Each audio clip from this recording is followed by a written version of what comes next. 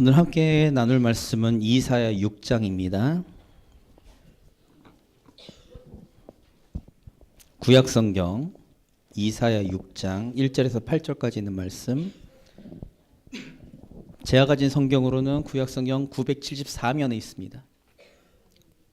974면 이사야 6장 1절에서 8절입니다. 찾으셨으면 교독해서 읽겠습니다. 우시야 왕이 죽던 해에 내가 본즉 주께서 높이 들린 보좌에 앉으셨는데 그의 옷자락은 성전에 가득하였고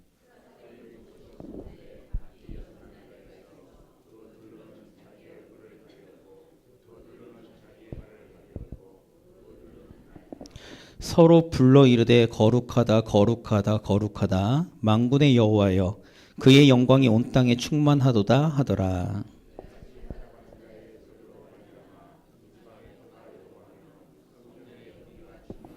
그때에 내가 말하되 화로다 나여 망하게 되었도다. 나는 입술이 부정한 사람이요 나는 입술이 부정한 백성 중에 거주하면서 만군의 여호와의 신 왕을 배웠음이로다 하였더라.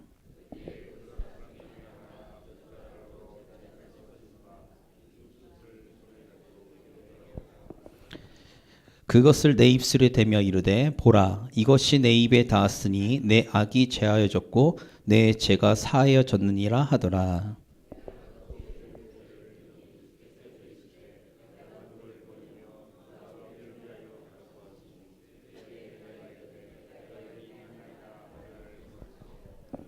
아멘.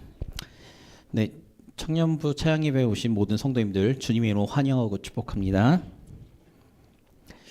옆에 분과 함께 인사할까요? 주님의 이름으로 사랑하고 축복합니다. 함께 인사하겠습니다.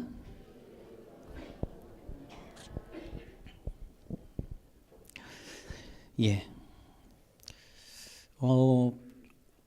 오늘 우리 성도님과 우리 청년들과 함께 나누고 싶은 이야기는 이겁니다.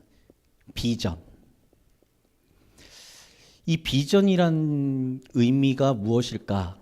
우리가 흔히들 많이 쓰잖아요. 비전. 또 관련된 책들도 많습니다. 비전을 가져라. 비전 있는 교회. 이런 의미들을 많이 담고 있잖아요. 그러면 비전이 뭘까? 라고 우리가 먼저 생각을 해봐야 됩니다. 종교적 의미로는 비전이라고 하는 것은 비전이라는 영어 단어의 원래의 뜻은 뷰입니다. 그러니까 보다, 보여지는 것. 그래서 종교적 의미는 신적 계시를 의미할 때 비전이라는 단어를 씁니다. 이 비전이라는 단어가. 근데 이제 현대에서 이 비전이라는 단어를 굉장히 미래지향적인 단어로 쓰죠. 그래서 앞으로 내가 해야 될 것들, 그리고 내가 이루어야 될 것들, 그에 관련된 계획들, 이런 것들의 의미를 주로 많이 씁니다. 아마 우리 성도님들도 그리고 우리 청년들도 그런 이야기들을 굉장히 많이 들으셨을 거예요. 비전. 오늘 제가 제목으로 잡은 것은 하나님의 비전을 본 이사야라고 제목을 정했는데 우리가 이런 의미들, 이 본문에 대한 것들을 주로 들으실 때 굉장히 긍정적 메시지들을 들으셨을 거예요. 긍정적 메시지. 하나님이 우리에게 주시고자, 하나님이 우리에게 허락하시고자 하는 좋은 것들에 대한 비전. 그래서 우리는 그 비전을 품고 살아가야 되며 하나님의 비전을 품고서 우리가 신앙생활과 믿음생활, 우리의 삶을 살아야 된다라는 메시지들을 주로 많이 들으셨을 겁니다. 우리 청년들은 특별히 외부 집회나 이런 데서 많이 들으셨을 거예요. 근데 오늘 제가 드리고 싶은 얘기는 좀 부정적인 얘기입니다. 그 이야기는 본문에 대해서 우리가 살펴볼 때 제가 오늘 읽었던 6장 1절에서 8절까지 이야기만 들으면 굉장히 좋죠. 앞에 1절에서 5절까지는 이사야가 긍정적 하나님의 그 환상을 봅니다. 그러니까 하나님이 보좌에 앉아 계시고 그 주변에 스랍들이 둘러싸서 하나님의 그 놀라우신 영광의 모습, 하늘에 좌정하여 계시는 하나님의 놀라운 그런 비전을 보죠. 하나님이 그 영광스러운 빛 앞에 이사야가 섰을 때 그의 고백은 무엇이었냐 이거죠. 그의 고백은 나는 망하게 되었다. 이건 다른 말로 얘기하면 난 하나님 앞에 죽게 되었다라는 의미입니다. 나는 망하게 되었어요. 근데 이사야가 주장했던, 그리고 이사야가 고백했던 그 얘기의 핵심은 이겁니다. 하나님의 그 놀라신 그 영광의 빛을 보고 난 다음에 이렇게 고백하죠. 우리 함께 볼까요? 5절입니다. 5절 함께 읽겠습니다.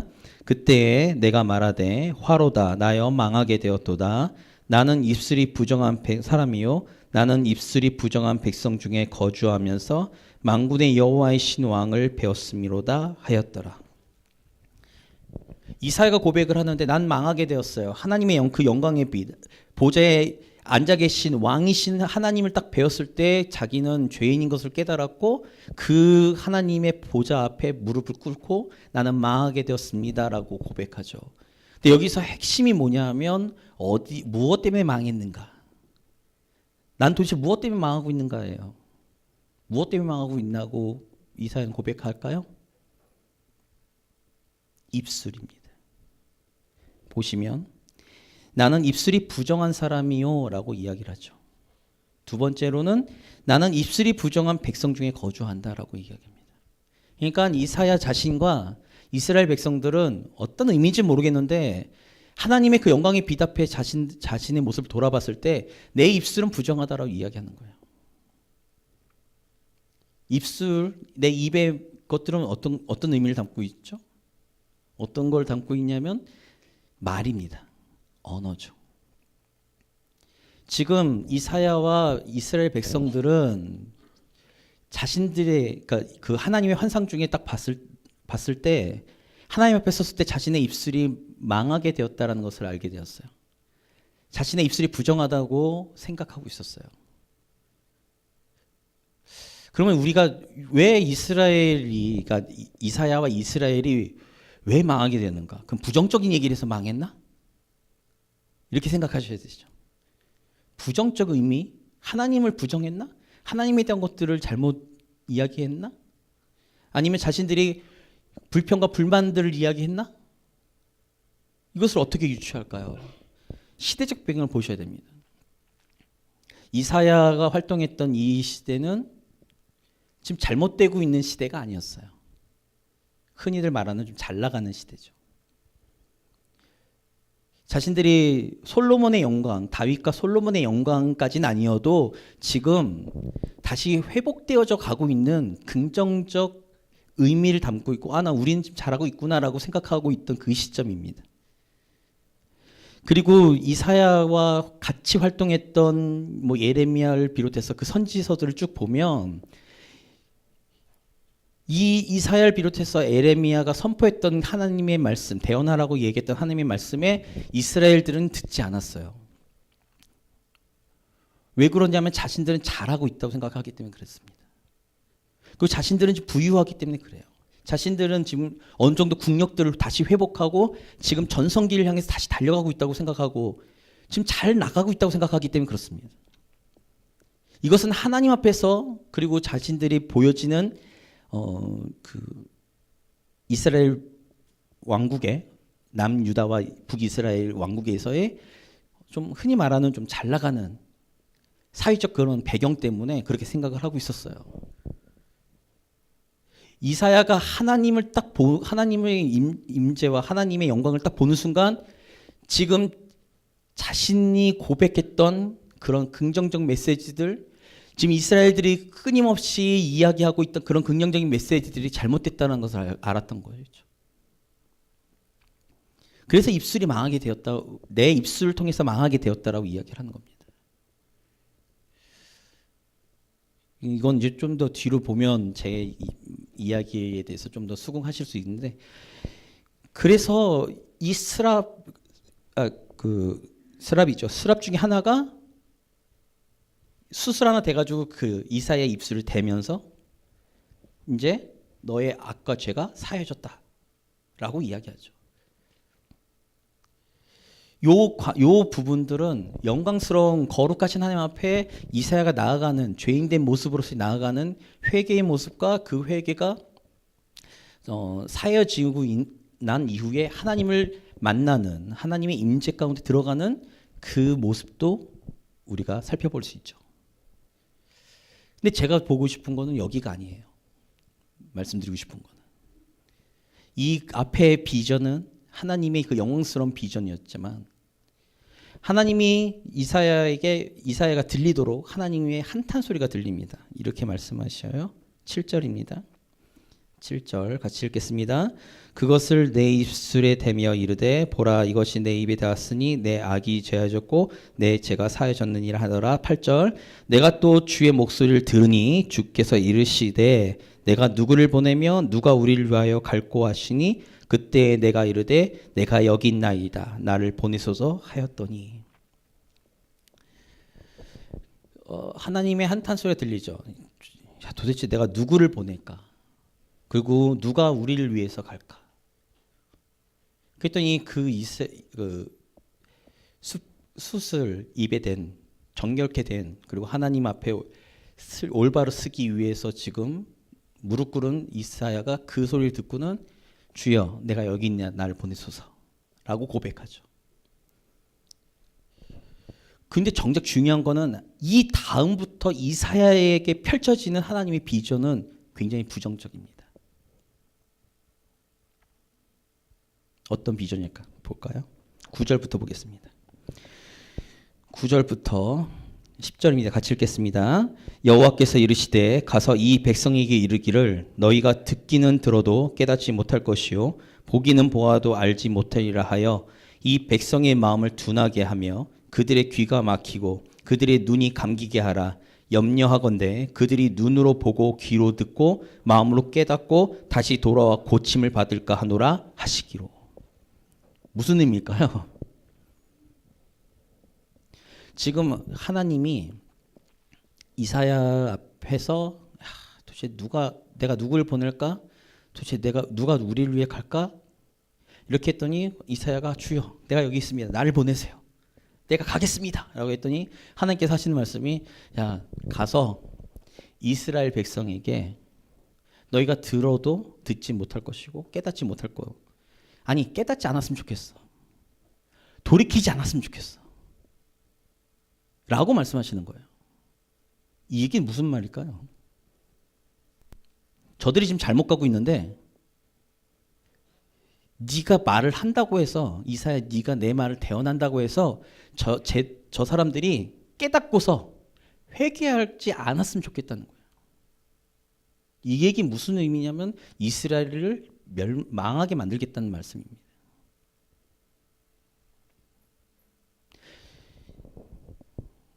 지금 이사야가 보고 있는 하나님을 바라봤을 때의 비전은 굉장히 긍정적이에요. 영광스러운 하나님의 영광의 빛이 보였죠.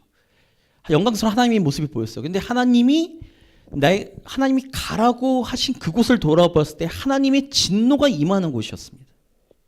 그게 더구나 누구에게? 이스라엘에게. 하나님의 백성을 이야기하고 있는 이스라엘을 향해서 하나님의 진노가 지금 뻗치고 있는 것을 이사야가 보고 있는 거예요. 근데 거기 하나님의 마음이 뭐냐면 난 쟤네들 회개 안 했으면 좋겠어. 회개 안 하고 그냥 내가 망하게 만들 거야. 얼마나 무시무시한 이 말씀이십니까? 우리가 생각할 때 그러면 아무것도 없는 폐허 속에서 하나님께서 하나님의 비전과 꿈과 희망을 주겠다 이 메시지를 가져야지만 주님 내가 가겠습니다. 이게 맞잖아요. 근데 갑자기 하나님은 잘 가고 인간의 눈을 볼 때는 잘 하고 있는 모습이었던 이스라엘 향해서 하나님의 진노가 임한다는 거예요. 그리고 회개하지 않았으면 좋겠다. 말씀 더 보겠습니다. 11절 같이 읽겠습니다. 내가 이르되 주여 어느 때까지니까 하였더니 주께서 대답하시되 성읍들은 황폐하여 주민이 없으며 가옥들에는 사람이 없고 이 토지는 황폐하게 되며 12절 여호와께서 사람들을 멀리 옮기셔서 이 땅 한가운데에 황폐한 곳이 많을 때까지니라. 저는 이사야가 굉장히 지혜롭다고 생각합니다. 여기까지 비전을 보면 이거는 하나님의 진노와 하나님께서 망하게 만들겠다라는 그런 부정적 메시지잖아요. 그런 환상입니다. 그런 모습이죠. 근데 이사야는 아는 거예요. 하나님의 그 숨어있는 뜻을. 그 숨어있는 뜻이 뭘까요? 하나님은 이스라엘 백성들을 사랑하시고 이스라엘 백성들을 다시 회복시키고 싶어 하신다는 마음을 알았던 거죠. 그래서 어떻게 질문하냐? 주님, 하나님, 어느 때까지? 그랬더니 지금 얘기 나온 것처럼 이 땅을 다 황폐하게 만들 건데 내 백성들을 다른 곳으로 옮긴다는 거죠.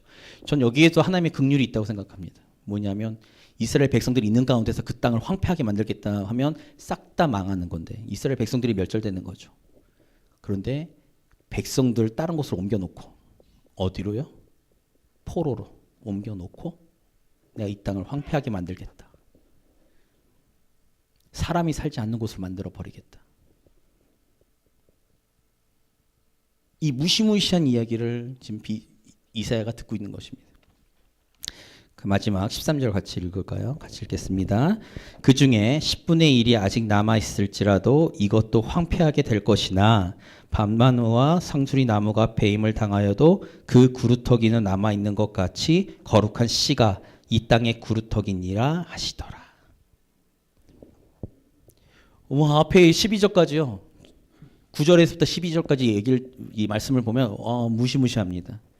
이것은 무슨 마지막 종말을 의미한 것처럼 보이잖아요. 그런데 하나님께서 숨어있는 비전을 다시 보여주시는데 싹 다 잘려나갈 거라는 거예요.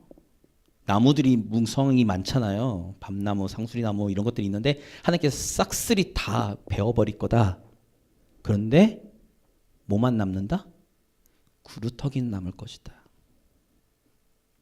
그래놓고 하나님께서 이 다음에 이사야서 이후에 계속 나오는 얘기가 뭐냐면 하나님께서 멸망시킬 거지만 이스라엘이 지금 범죄하고 잘못해서 내가 너희들을 옮겨가고 포로를 옮겨놓고 이 땅을 황폐하게 만들 거지만 다시 어떻게 회복시키겠다라는 말씀을 하시는 거죠.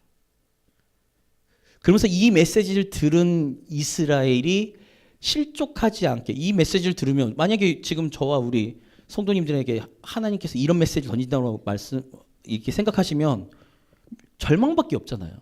절망밖에 없습니다. 뭐 구루터기에 남는다. 이 구루터기를 통해서 하나님께서 다시 거룩한 씨를 일으킬 거다. 얘기해봤자 의미가 없잖아요.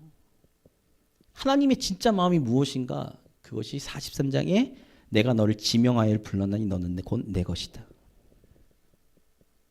내가 널 사랑하지만 니네가 다시 회복하기 위해서는 나를 전적으로 의지하기 위해서는 지금 이것들이 다 니네가 의지하고 있는 이 모든 것들이 다 싹쓸이 되고 그 구루터기만 남은 그곳에서 다시 내가 너희를 회복시키겠다. 그 회복의 때가 언제 이루어지느냐? 하나님이 보내신 메시아가 도래했을 때. 그 이후의 메시지들이 그렇게 흘러갑니다. 제가 이제 우리 성도님들과 우리 청년들에게 지금 말씀드리고 싶은 거는 이거예요. 우리가 기도하면서 말씀을 보면서 하나님 앞에 가까이 가면서 주님 내게 비전을 허락해 주세요. 하나님의 뜻을 알게 해 주세요. 하나님의 것을 내가 깨닫게 해 주세요라고 이야기를 합니다. 근데 그 이면에는 어떤 것들이 있냐면 하나님 좋은 것들로 주세요. 라고 생각하시죠. 우리 청년들도 마찬가지고요.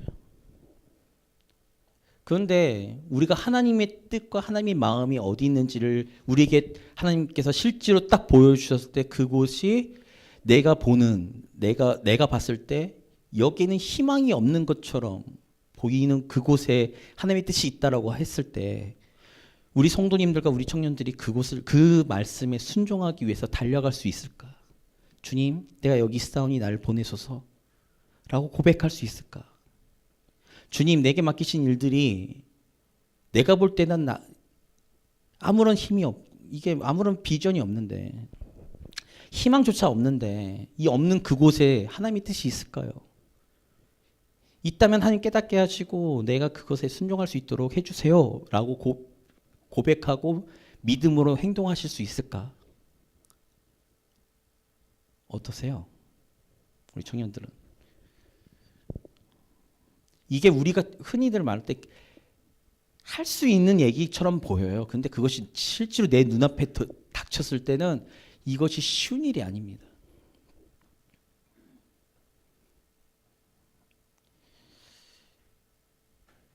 저희가 청년부 예배 때도 제가 이런 고백을 했었는데요. 전에 사역할 때 그러니까 전에 있던 교회에서 사역을 할 때 행정을 하면서 담임 목사님이 그렇게 말씀하셨어요. 저보러 이전사 저기 중고등부를 가서 맡아서 하면 안 될까 이러시더라고요. 그래서 제가 이렇게 있다가 목사님한테 이렇게 얘기했습니다. 목사님, 중고등부는요 희망이 없어요. 왜 그랬냐면요, 20명 좀 넘게 모이던 이 학생 중고등부가 12명으로 줄었어요. 중등부 멸절입니다. 중등부가 딱 한 명 남았었어요. 그 전에 사역하시던 이 교육자님이 잘해준다고 했는데도 안 되더라고요. 인간적으로 아무리 잘해줘도 안 되더라고요. 그래서 막 무너지는 게 보였어요. 또 제가 그 교회에서 좀 오래 있었기 때문에 그 학생들이랑 좀 친했거든요. 학생들이 저한테 와서 막 이런 얘기를 할 때 그냥 못 들은 척하고 가만히 있었습니다. 그리고 그 이야기, 걔네들한테 들은 얘기, 그리고 제가 봤을 때 그 제가 보는 관점에서는 희망이 없더라고요. 아무리 해도 이거는 부흥은커녕 조만간 없어질 것 같은 부서였어요. 참고로 유초등부 합쳐가지고 100명이 넘었습니다. 애들이. 초등부에서 항상 매년 15에서 20명이 올라왔어요. 근데 계속 중등부가 형성이 안 되는 거죠. 아무리 봐도 저는 맥이 끊어졌고, 제가 볼 때 저희가 오랫동안 사역했기 때문에 딱 보면 알아요. 이게 될 건지 안 될 건지가. 안 되겠다. 하지 말아야겠다. 목사님한테 못하겠다고 하고 그 방문을 뛰쳐나왔어요. 다시 부르시는 거예요. 하면 안 되겠냐. 안 된다. 왜 안 되냐. 분석해봐라. 그래서 막 열심히 분석해드렸어요. 그랬더니 담임 목사님이 이런 말씀하시는 거예요. 수없는 분석을 해드렸거든요. 왜 안 되는지에 대해서. 막 분석해드렸어요. 목사님이 한 일주일 동안 목사님 부르셔서 계속 저랑 얘기하면서 전 안 됩니다. 희망이 없습니다. 이 얘기를 하고 그러니까 일주일 내내 그 얘기하다가 저한테 한마디 하시는 거예요. 뭐라고 하시냐면, 야, 너는 문제점을 잘 알고 있는데 문제점 모르는 사람보다는 좀 낫지 않겠냐? 기도해봐. 이러시는 거예요. 그래서 기도했죠. 기도 열심히 했죠. 기도했는데 제가 중고등부를 제가 맡게 된 계기가 이 말씀이었어요.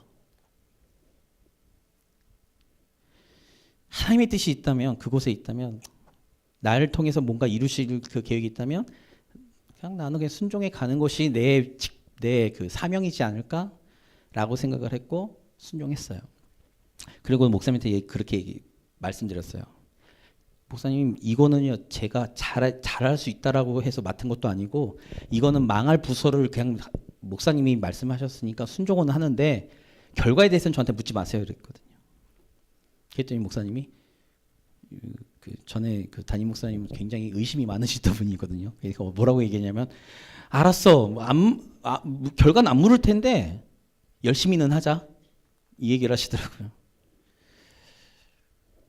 한 5년 정도 사역을 했습니다. 교사들이랑 다 이야기를 하면서 목표 하나만 잡자. 뭐냐면 초등부에서 많이 올라오니까 그냥 얘네만 정착시키자. 그래서 제가 그만둘 때까지 13명, 제가 처음에 예배 드니까 13명 모였는데 제가 사임하고 다른 교육자한테 그 자리를 물려줄 때가 67명 예배를 드렸거든요. 그래서 저희 이제 저 밑에 교육관처럼 예배를 드리다가 인원이 너무 많아지니까 여름에는 애들이 막 헛구역질을 해요. 예배를 드리다 말고 더워서 꽉 막힌 데서 하니까. 그래가지고 본당에서 예배 드릴 수 있도록 조치해주고 제가 그 자리를 내려왔는데, 제가 이 말씀을 왜 드리냐면요. 그러니까 저는 제 눈으로 볼 때는 희망이 없는 부서였는데 하나님은 계획이 있으시더라고요. 믿으세요? 이 구루터기가 남아 있었다는 거예요. 거룩한 씨가. 그런데 그 하나님의 부르심에 순종해 가지 않았으면 저는 그런 경험을 못 했겠죠. 우리 청년들에게도 제가 말씀드리는 거는, 그 하나님의 말씀에 순종하지 않고 그냥 제가 그냥 버팅겨서 안 했으면 그 부서는 아마 진짜 없어졌을 거예요. 근데 그때 당시 제가 모든 행정권을 갖고 있었거든요. 모든 교회의 행정권을 갖고 있어가지고 집중할 수 있었던 힘도 있었고요. 그 목사님이 또 저한테 행정을 하니까 많이 서포팅도 해주셨고 이래가지고 뭐 열심히 한 것도 있지만, 근데 지금에 와서 돌이켜봐도 제가 잘한 건 없었어요. 그냥 저는 왜 되게 부정적이었으니까, 망할 거라고 생각했으니까. 망할 건데 1년 있다 말까, 2년 있다 말까, 언제 망할까? 아마 고등부 애들 졸업하면 다 망하겠지? 이 생각만 갖고 있었는데 제가 뭔 열심히 하겠어요. 진짜 막 어떤 뜨거운 열정 갖고 일했겠습니까? 아니에요. 그냥 순종해 갔어요. 그냥 순종하고 들어갔어요. 들어갔더니 누가 일하시느냐? 하나님이 일하시는 거예요. 하나님께서 원하시는 건요, 우리의 능력이 아닙니다. 우리가 가지고 있는 계획들이 아니에요. 근데 우리는 자꾸 우리의 계획을 가지고 뭔가를 하려고 하죠. 하나님께서 어떤 일을 맡기시면, 교회에서의 직분도 마찬가지입니다. 하면 아니, 이건 아닌 것 같아 라고 생각할지 모르겠지만, 그 하나님의 부르심 가운데 우리가 순종해 간다면 하나님이 일하시는 거예요. 하나님이 역사하시는 거죠. 근데 우리는 그 모습, 하나님이 일하시는 것을 못 봐요. 못 보는 이유는 딱 하나입니다. 하나님이 보시고 있는 그 구루터기를 못 보고 하나님의 능력을 우리가 의심하면서 내가 볼 때 될 것 같은 거에만 내가 손을 대기 때문에 안 되는 거예요.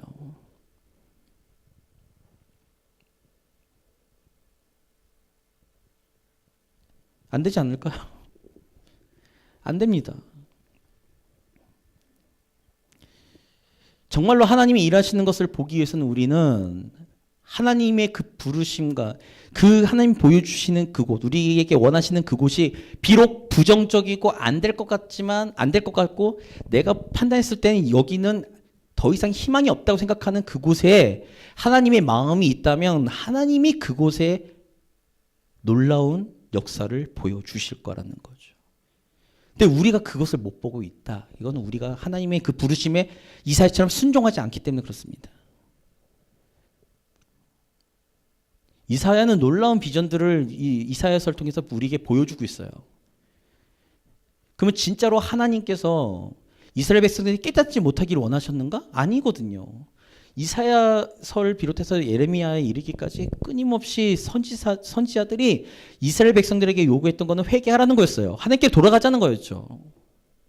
하나님께로 돌아가야지 우리가 살 수 있다라고 이야기했습니다. 하나님께로 돌아가자. 호세아가 그러잖아요. 호세아가 하나님 여호와께로 돌아가자. 그래야지 우리가 살 수 있다. 그러나 그들이 깨닫지 못해서 망했죠. 그러나 포로 70년이 지나고 나서 하나님이 약속하신, 예레미야에게 말씀하셔서 약속하신 것처럼 70년 만에 돌아왔을 때 그들은 하나님의 놀라운 역사를, 제2의 출애굽을 통해서 그들은 하나님을 향한 전적인 신뢰와 믿음을 가질 수 있었다는 거예요.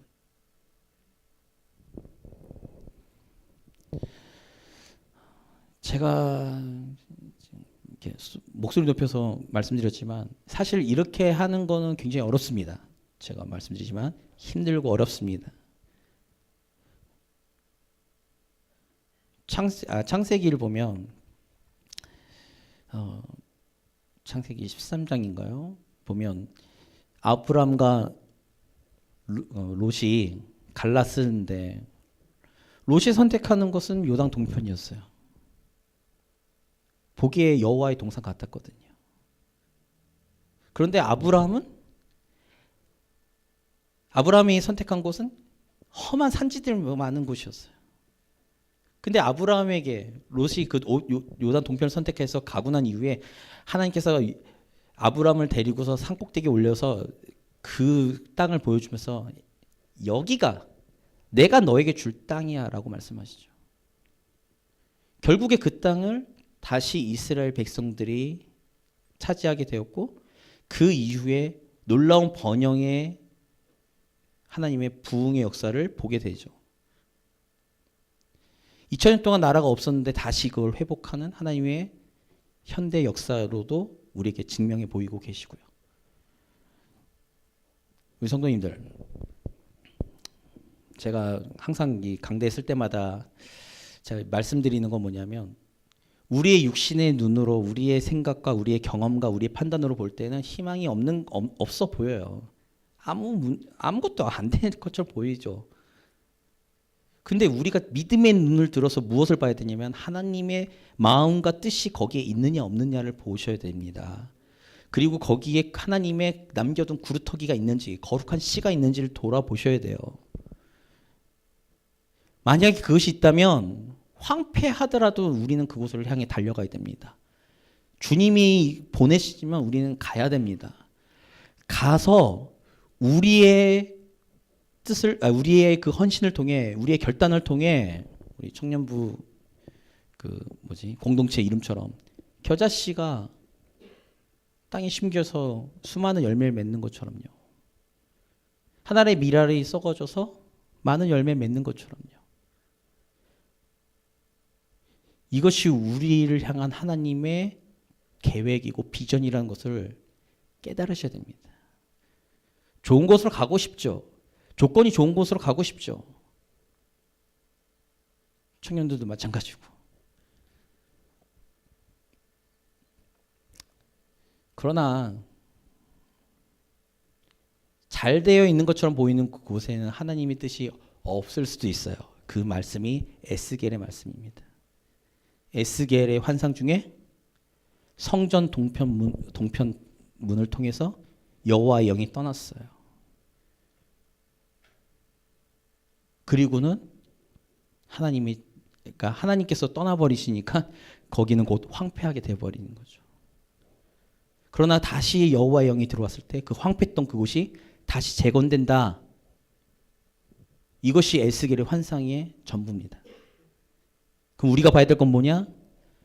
눈에 보이지 않는 하나님의 마음, 눈에 보이지 않는 하나님의 뜻, 눈에 보이지 않는 하나님의 비전을 바라보면서 우리는 순종해 가야 된다는 거죠.